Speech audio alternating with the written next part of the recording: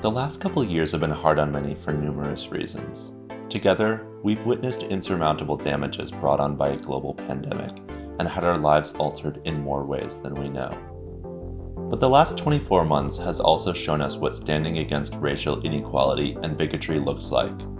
During the summer of 2020, more than 4,200 cities and towns in the US held staged protests against racial discrimination and acts of violence. An estimated 15 to 25 million people across the US came to support a demanding cause, and attitudes have remained quite the same since then. Arguably, this social justice movement has become the biggest of our time as it extends to all corners of society. Just as small businesses across the country are affected by social demands, so too are retailers. In fact, data from a recent survey conducted by the Journal of Consumer Affairs tells us that roughly 30% of minority recipients have experienced racial discrimination from advertisements, and 60% of Black recipients inside retail stores. And these numbers are just the tip of the iceberg. In 2019, women held just 26% of board seats for retail businesses and 14% of executive positions. Additionally, ethnically diverse individuals made up even lower percentages that year, and we're certainly not on equal ground just because it's 2022. When Black Lives Matter as a movement became what it is today, a year and a half ago, when that tragedy, struck in the States, and it really galvanized so many people to want to do something about it. Brands were, in sustainability terms, we'd call it greenwashing. Brands were putting out adverts saying, "We care, we're here for you, Black Lives Matter, blah, blah, blah, blah, blah." And then you look at their website and you look at the board of directors and they're all pale, male and stale. There isn't even a good gender mix, never mind, ethnicity or sexuality or disability, whatever it happens to be. Nowadays, companies cannot afford to put diversity, equity, and inclusion, or DEI initiatives on the back burner. Initial steps are being taken by companies across the board, and it's important to recognize those who've taken them.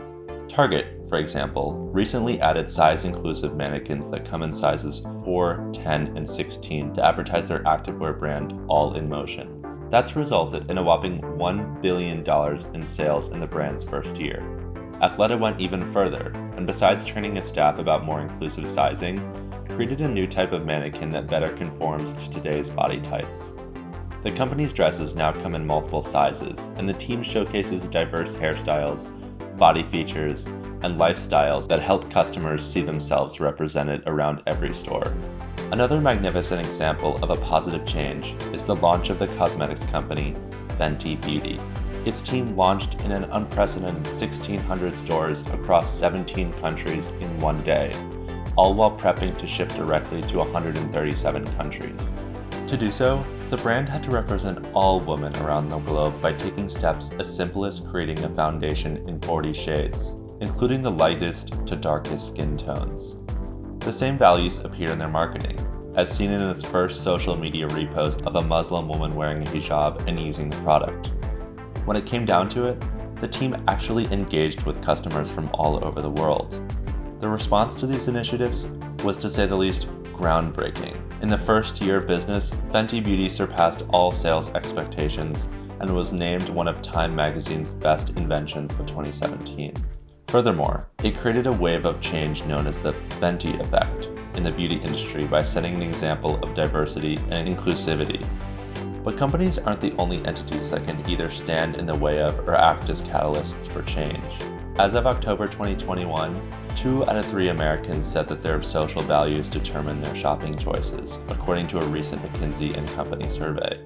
And even more convincingly, 75% of Gen Z consumers remarked that they would end relationships with brands that run ad campaigns with racist, macho, or homophobic undertones. By purchasing an article of clothing, I am also partaking in social responsibility with their brand identity, said a recipient of the survey.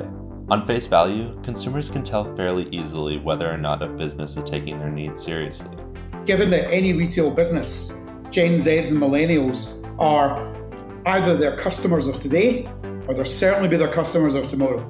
So if you don't do this and do it genuinely and actually really make the change that you need to make within your business to prove that you are an accessible business to all and open to all at every level and in every context, then it's going to backfire on you because customers will go elsewhere.